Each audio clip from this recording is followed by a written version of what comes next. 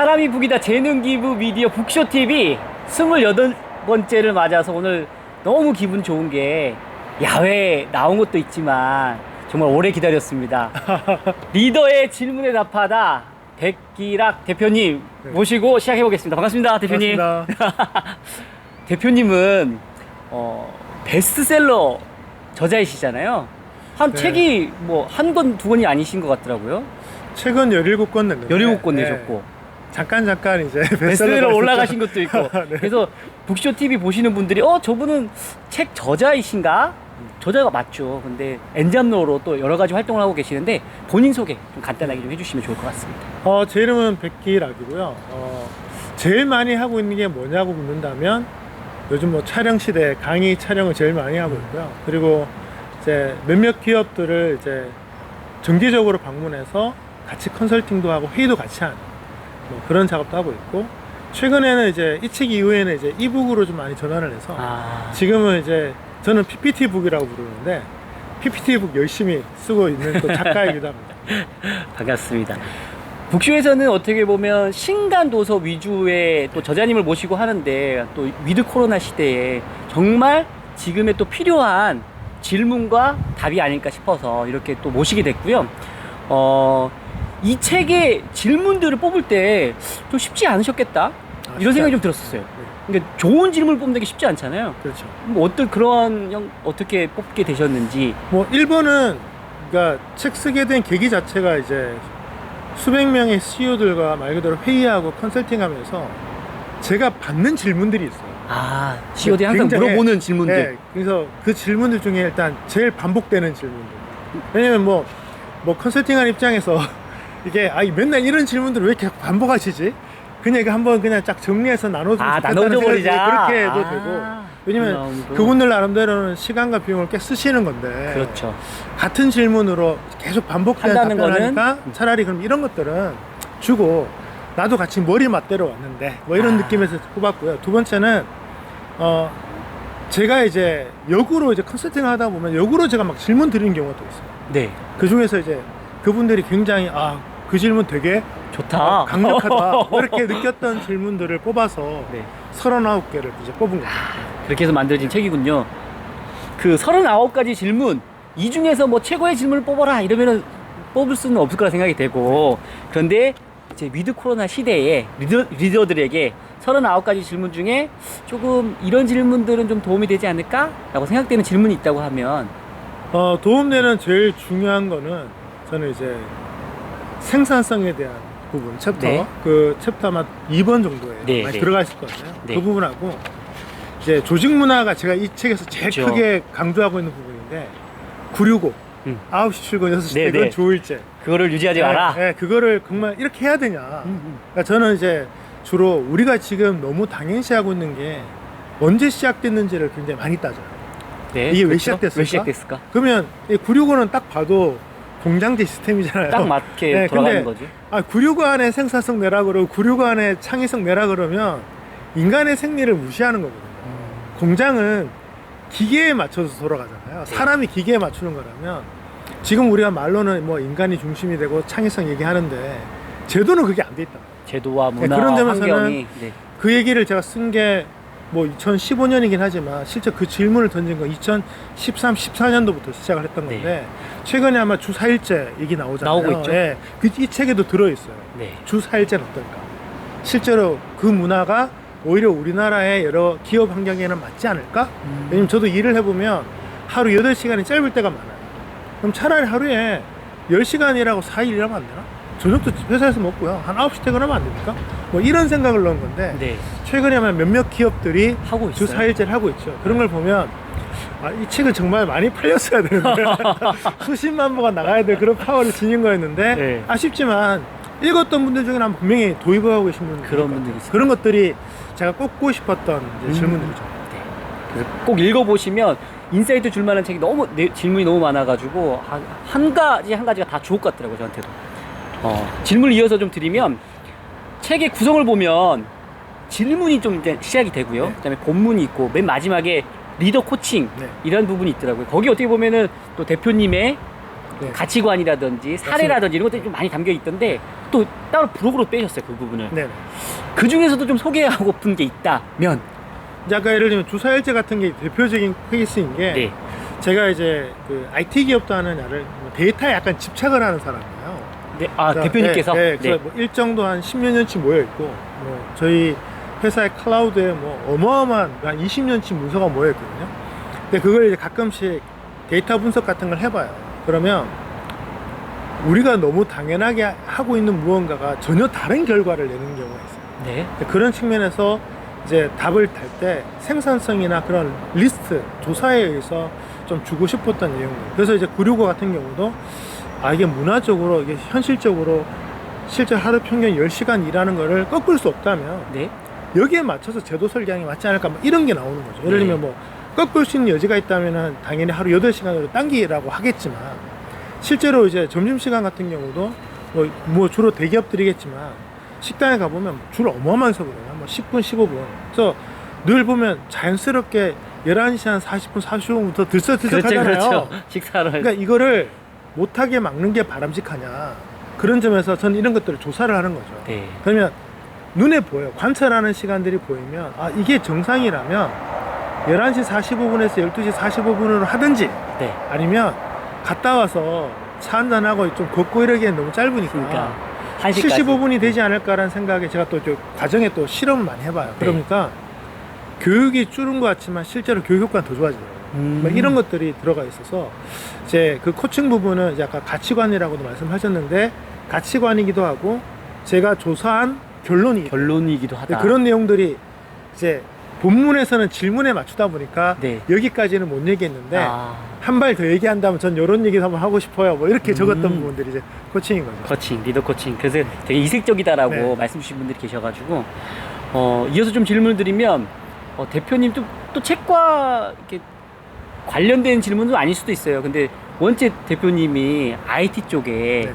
전문가시고 그렇기 때문에 뭐 궁금해서 좀 여쭤보는 건데 지식인들, 코로나 시대 지식인들이 4차 산업혁명, 4차 산업 시대 그래서 어떤 걸 공부를 해야 돼? 궁금해하는 분들이 좀 있을 수 있어서 그래서 이런 부분들은 계속 주목해서 공부하시면 좋을 것 같아요 라는 것도 좀 말씀해 주실 수 있지 않을까 싶어가지고. 일단은 뭐 딱 하나만 꼽으라면 네. RPA라고 불려지는 이제 사무 자동화 부분. 사무 자동화. 네, 이제 공장 자동화는 많이 들으시는데 네. 우리가 이제 보통 지식 근로자라고 부르는 대기업 사무직 직장인들의 업무의 한 50%는 반복되는 업무예요. 반복이 되는 순간부터는 로봇 프로세스 자동화가 가능해요. 근데 예전에 이게 기계인 줄만 알았는 지금은 사람의 동작이나 일하는 패턴도 학습을 해서 자동화시킬 수 있어요. 뭐 AI들이. 그래서 뭐 인공지능 그런데 사실 우리가 인공지능 얘기하면 다들 무슨 뭐 영화에 나오는 그런 거 생각하시는데요. 그렇죠. 지금 우리가 쓰는 세계적인 툴 안에 다 AI가 깔려 있어요. 예를 들면 제가 이제 파워포인트 얘기를 많이 하는데 네. 파워포인트 제가 이제 최신 버전을 쓰면서 요즘 파워포인트 디자인을 따로 맡기지 않아요. 그 이유는 MS 파워포인트 안에서 만들어지는 디자인의 어떤 그 스타일들이 다 있는데 되어 그걸로 있다는 그냥 선택을 해요. 근데 그 디자인이 제 텍스트의 본문을 해석을 해서 아이콘이라는 그 디자인을 반영합니다. 깜짝깜짝 놀랐던 거 말이에요. 심지어 가끔은 저도 생각 못했던 이미지를 띄워줘요. 와. 네. 그러니까 이게 AI죠. 네. 그러니까 이런 걸 하면 자 이제 그러면 제 업무에서 디자인은 써보죠. 그러면 이제 디자인을 안 쓴다는 얘기는 한 명을 안 쓰는 게 아니라 디자인 업무의 일부가 사라진 거죠. 사람이 사라진 건 아닌데 이제 어떤 문제가 생기냐면 디자인하는 회사가 직원이 4-5명이라면 한 명치 일이 사라지는 거예요. 이 사무 자동화가 저는 사무 어떻게 자동화. 보냐면 네. 그렇게 계산을 하기 시작을 하면 우리나라 사무직 근로자들의 최소 10명 중에 한 명은 이제 곧 사라져야 된다. 최대 20%까지. 20분까지. 네, 근데 그게 이제 왔어요. 써보시면 알아요. 야, 이러면 이 부서 필요 없는 거 아니야? 심지어 예를 들면 뭐, 그 미국의 모건 스탠리 같은 경우는 애널리스트의 30명 중에 29명을 해고하고 한 명만 남긴 사례도 있어요. AI 솔루션도 있고. 극단적으로 여기까지 가는 거죠. 그러니까 우리가 생산성 얘기할 때 물론 이제 사람을 자르는 건 또 다른 차원의 문제이긴 한데 기술이라는 거를 이제 너무 간과하는 문화예요. 우리가 아직도 이공계를 나누고 내가 뭐 코딩하냐고 아, 초등생도 하면 나도 해야죠. CEO가 이렇게 공부 열심히 하시는데 코딩도 좀 해보시고. 그러니까 프로그램 잘하는 게 아니라 야, 이렇게 쉬워졌어? 이렇게 하는 거였어? 를 알게 되면 아마 세상이 일이 다르게 보이죠. 그 점에서는 뭐 하나는 이제 저는 이제 RPA라고 불리는 사무자동화. 네. 두 번째는 간단한 코딩을 좀 해보시라. 코딩까지. 그러니까 프로그래머 되라는 게 아니고요. 네. 초등생도 하는 걸 어른이 못하면 좀 그렇잖아요. 초등생 교육을 우리가 필수 교육으로 하지 않나요? 의무 교육? 그렇죠. 그러면 우리 초등학교, 중학교 하는 애들 하는 걸 우리가 모르면 부끄러워야 됩니다.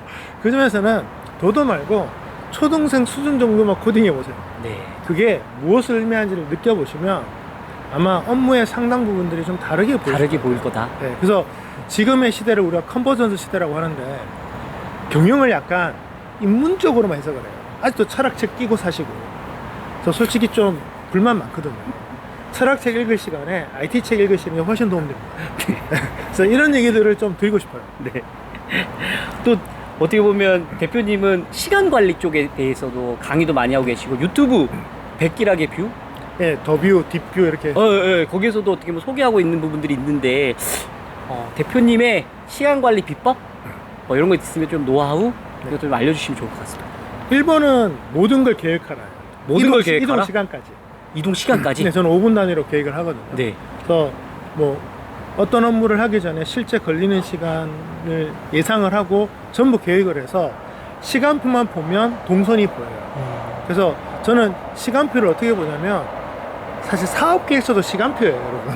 장기 시간표죠. 그렇죠. 왜냐면 왜 그러면 왜 시간표냐? 시간은 통제 안 되니까 시간에 맞추는 거예요. 회계도 다 실은 시간표에 넣을 수 있어요. 시간을 못 맞추면 다 의미가 없어요. 그 점에서 시간표에 모든 걸 계획하는 게 1번. 네. 두 번째는 실제로 진행된 시간을 또 기록해야 돼요. 그러면 기록해라? 그러면 갭이 나옵니다. 네. 예를 들면 나는 60분 만에 거기에 갈 줄 알았는데 75분 만에 갔어요. 네. 예를 들면 그럼 원인이 있을 거예요. 네. 자, 그럼 다음번에 또 가게 된다면 여러분은 60분을 잡으시겠어요? 75분 잡으시겠어요? 75분 잡게 되죠. 75분 잡죠. 근데 한번 막혀보니까 야, 이거 90분도 걸리겠는데? 그럼 저는 90분을 잡아요. 네. 그러니까 시간이 자꾸 늦어지네 라는 얘기를 바빠서라고 그러지 마시고 시간에 넣어 보시면 내가 할 수 있는 일이 많지 않네, 우선순위를 생길 수밖에 없네, 이런 남한테 안 맡기면 이 일을 못 끝내겠네를 자연스럽게 알게 되죠. 그래서 시간 관리. 그래서 시간 관리는 우리가 그러니까 경영자분들이 반드시 하셔야 되는 가장 기본기예요. 네. 이 안에 사업계획, 재무계획이 다 출발이 시작돼요. 네. 그 점에서는 기록, 그러니까 사전 기록, 사후 기록을 꼭 하셔서 그 갭에 대해서 꾸준히 모아보시면 어느 날 아, 내가 생각했던 머릿속의 그 시간표가 현실과 전혀 안 맞다는 걸 발견하시게 되면 아까 말씀드린 것처럼 점심시간을 75분으로 해야겠구나가 나오게 돼요. 심지어는 기다리는 시간도 다 계산하고. 그러면 아, 이거는 내가 통제 안 되는구나 그러면 내가 맞춰야 되잖아요. 네. 그렇게 서로 바꾸게 돼요. 그러니까 세상 모든 거를 경영자가 되면 다 내 마음대로 할 수 있을 것 같아지는 뭐 그런 순간이 있어요. 근데 내가 건들 수 없는 영역이 생기면 그 부분은 이제 계획 단계에 반영을 하면 리스크가 줄게 되죠. 네. 그런 게 이제 가장 기본적인 가장 기본적인 노하우. 네. 일단은 계획을 구체적으로 하고 기록을 남겨둬라. 하나 더 얘기하자면 종이 수첩 버리세요. 종이 수첩을 버려라. 네, 전부 다 디지털로. 디지털로 하셔야 해라. 네. 아직 종이 쓰시면 이제 구닥다리가 되죠. 조직을 성장시키는 최고 리더들의 39가지 질문, 리더의 질문에 답하다 백기락 저자와 함께하고 있습니다. 질문을 드리면 제가 되게 반가운 게 독서 경영, 네. 어떻게 보면 저희 북쇼 같은 경우에도 독서 경영에 되게 관심이 많고 그런 부분으로 어떻게 보면 사업 영역을 넓혀가고 싶은 마음이 있는데 지금 시대의 기업들에게 독서 경영은 유효할까? 아니면 어떤 방식으로 하면 효율적일까? 이런 거에 대한 노하우도 좀 있을 것 같은데요. 유효하죠. 왜냐면 책 읽기는 네. 인간이 지식을 접근하는 데 있어서 가장 투자 대비 효율적인 수단이고요. 그리고 정말 정리가 잘 돼 있어요. 인터넷 찾으시는 것보다 관련 분야 책 한 권 읽는 게 훨씬 도움돼요. 문제는 독서 경영이 생각보다 안 퍼지죠. 네. 네. 그리고 또 리더들은 또 책을 대체로 좋아하는 분들은 강제로 익히려고 하죠. 근데 이게 실제로 제가 제도 문화에 넣어놨어요. 독서 경영. 왜냐면 저는 독서 경영을 이렇게 표현해요. 독서 학습 문화 경영. 그러니까 학습 문화. 이게 문화예요. 읽는 문화. 책을 읽는 문화를 만들어야지. 예를 들면 이런 거죠. 기업의 활동의 70%는 문제 해결이에요. 창의성 아닙니다. 문제 해결이에요. 문제 해결을 할 때 책을 먼저 찾게 된다면 컨설팅 붙이는 비용의 몇십 분의 1로 가능해요. 책값 얼마 한다고요? 솔직히 리더의 질문에 답하다 안 읽어보신 분들이 훨씬 많을 거예요. 읽어보시면 야 명쾌하네 이런 부분이 나올 거예요. 근데 그 부분을 한번 생각해 보세요. 내가 그 결론에 이르기까지 얼마나 많은 시행착오와 비용을 썼을까? 그러면 책에 많은 답은 다 있습니다. 그러니까 책이 없는 답을 위해서 실험을 하고 외부 전문가를 써야지 책에 있는 거를 또 하느라고 시간과 비용을 쓰는 거는 비효율적이에요. 그 점에서는 독서경영은 의미 있는데 책을 읽어라가 아니라 책이 가득한 문화를 만드는 거예요. 사무실에 책이 가득하지 않으면 독서경영 안 됩니다.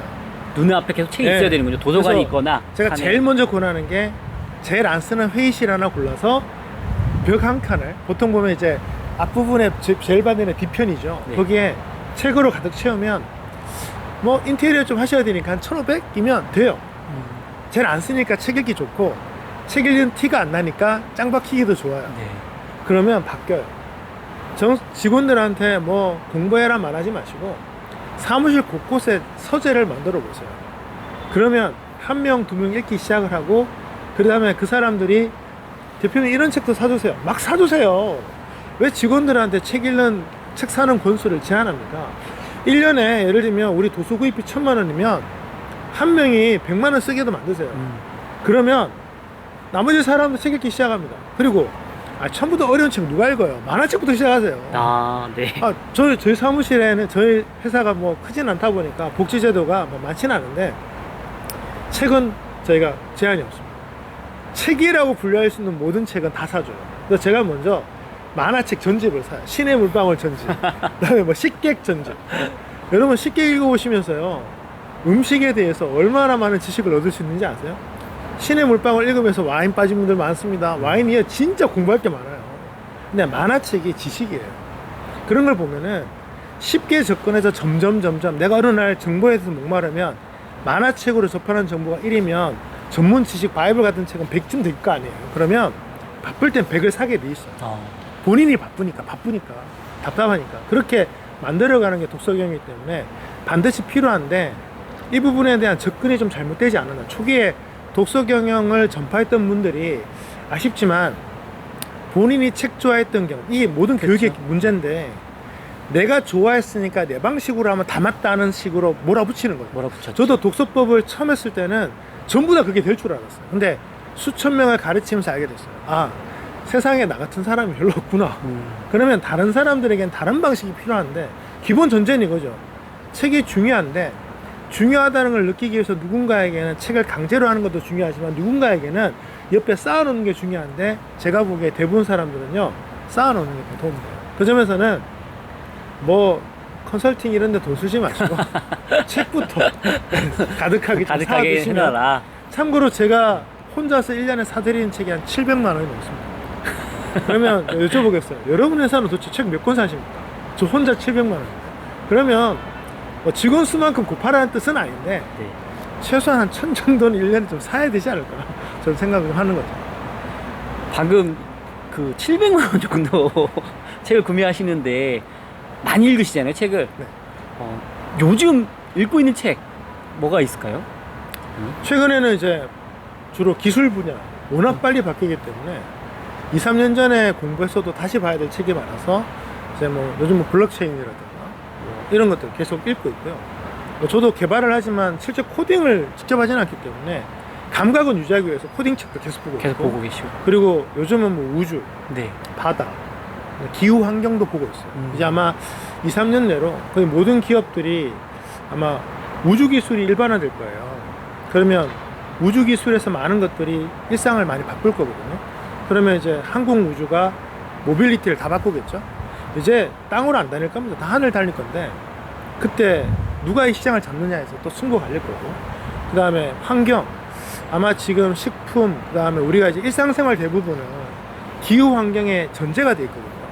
한번 생각해 보세요. 만일 국산 식품이 사라진다, 국산 콩이 나지 않고 국산 쌀이 사라진다면 어떡하실래요? 기후가 바뀌어가지고 한국의 우리나라의 기후가 이제 공사 콩과 줄 수가 없어. 쌀을 재배할 수 없는 문화가 되면 어떡하실래요? 이런 거 한번 경제해보는 그러면 어마어마한 변화가 일어나지 않을까요? 그걸 미리 준비하는 거죠. 저는 이제 컨설팅을 또 해야 되는 입장이니까 최소한 2, 3년 이후를 보려고 노력을 하기 위해서 이제 그런 노력들을 하고 있습니다.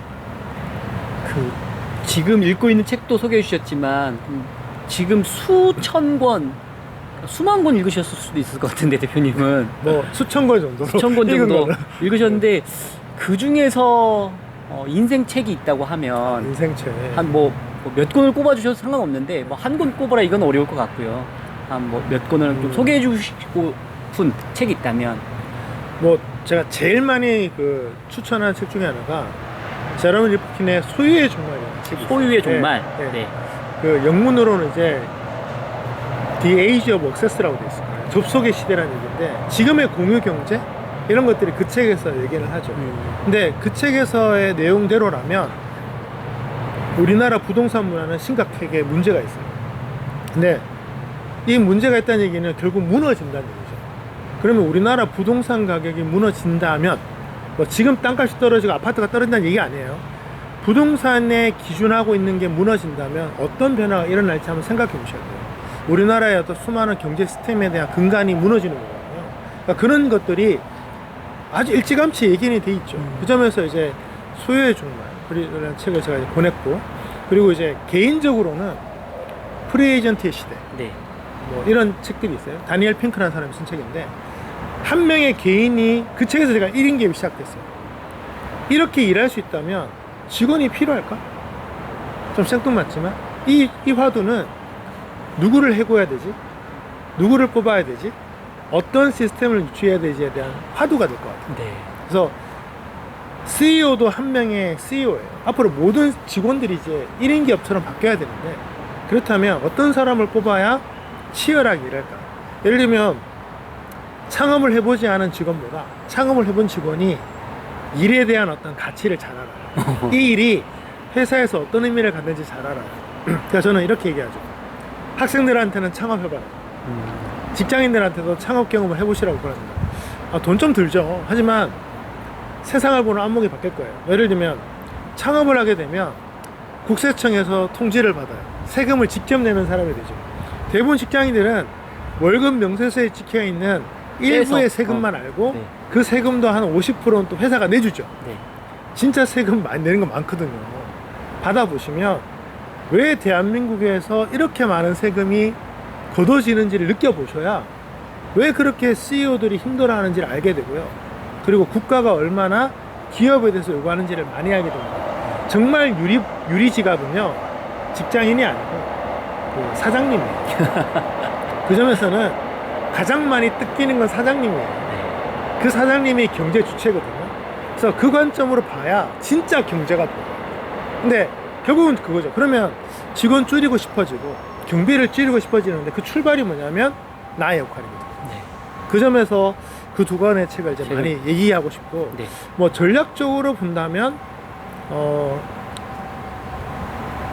그 경쟁 이론이라는 게 있어요. 마이클 포터 교수의 경쟁 이론이라는 게 있는데 치열한 경쟁 속에서 얼마나 경쟁력 있는 기업이 나오냐. 예를 들면 실리콘밸리의 그 많은 기업들이 치열하게 경쟁하다 보니까 치열한 경쟁 속에서 획기적인 기업이 나오죠.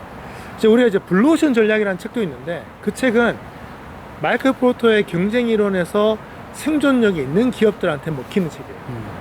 아직은 우리가 그 속에 못 들어갔다면 마이클 포터의 경쟁 이론을 통해서 치열한 경쟁 속에 자신의 회사를 내던져 봐야 돼요. 그래서 제가 이제 그런 내용으로 내 이름을 경매에 붙여라는 첫 책이 그 제목인데 여러분도 한번 자기 자신을 경매 시장에 놓으면 월급 받을 수 있을까요? 저는 그 얘기도 한번 그 책을 쓰면서 얘기했는데 솔직히 직장인들의 최소 절반은 경매 시장에 던져지면 월급만큼 안 나옵니다. 그러면 나의 경쟁력 무엇인가를 또 고민해보게 만드는 또 책으로서도 경쟁 이론이 또 괜찮은 거예요. 대표님 이제 북쇼의 질문이 막바지에 이르치고 있는데 이제 대표님이 이루고 싶은 꿈? 아니 뭔가를 좀 준비하고 있다? 이런 것도 한번 소개해 주시면 좋을 것 같습니다. 몇 년 전까지만 해도 저도 이제 천억대한 CEO가 되어봐야겠다. 천억대의 CEO가 되자는 게 이제 목표였는데 네. 제 자신을 이제 평가하는 과정에서 나는 CEO감이 아니란 걸 알게 됐어요. 안타깝지만 저는 부사장감이더라고요. 이사감.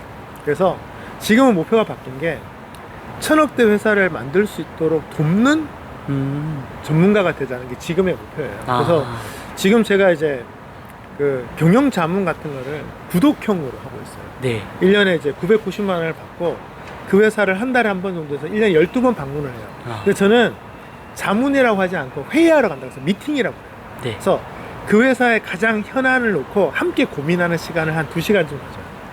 그래서 그 순간에 제가 뽑을 수 있는 모든 정보, 모든 아이디어를 끄집어내서 사장님과 함께 머리 맞대는 시간을 이제 1년에 12번 보내는 건데, 이렇게 해서 그 기업들이 제가 던진 하나의 어떤 인사이트에 있는 하나의 결론이 그 회사의 어마어마한 성장 동력이 돼서 수백억 매출을 또 내게 만드는 게 제 목표이기 때문에, 그런 점에서는 제가 이제 자문하는 기업이 1000억대 회사가 되는 게 목표고, 또 그런 회사들을 한 100개 정도는 좀 고객사로 삼아서 그런 회사들을 매일 방문하면서 좀 자문을 하면서 살았으면 어떨까라는 생각을 갖고 있습니다. 오늘의 대표님께 있어서 리더의 질문에 답하다 저자로서 북쇼는 어땠다? 오늘의 북쇼는 뭐다? 좀 소개해 주실 수 있을까요? 제가 이제 여기 준비하면서 이 책을 저도 이제 꽤 오래전에 쓴 마지막 책이다 보니까 네. 목차부터 해서 다시 보게 됐어요. 근데 제 자신한테 굉장히 돌아보게 하는 질문들이 많더라고요. 그래서 제가 썼는데도 저 자신한테 다시 몇 년 지나서 보니까 다시 보게 만드는, 그 점에서는 정말 이렇게 좋은 지식은 몇 년 지나도 유효한 것 같아요. 저한테 유효했으니까 여러분께도 유효하지 않을까 생각하기 때문에 북쇼를 통해서 많은 작가들을 만나실 때 영상 한 번만 보지 마시고 2번, 3번을 좀 시차를 두고 보시면, 아, 그때 저 얘기를 들었는데 왜 내가 이 뜻을 몰랐을까 하는 것들을 좀 생각하실 거기 때문에, 영상 시대로 오다 보니까 더 책보다 더 1회 구독이 짧아지는 것 같아요. 네. 그 점에서는 뭐 조회수는 내 계정으로 가면 1회에서 멈출지는 모르겠지만, 여러분들은 좋은 영상을 2번, 3번 좀 돌려보시기를 좀 권하면서 북쇼를 활용하시면 제가 느꼈던 것처럼 또 인사이트를 나중에 발견할 수 있지 않을까 생각을 합니다. 좋은 지식은 유효하다. 네, 오래 말씀. 유효하죠. 네, 감사합니다. 대표님 더욱 건강하시고 대표님의 건승을 늘 응원하겠습니다. 감사합니다. 네, 감사합니다. 감사합니다.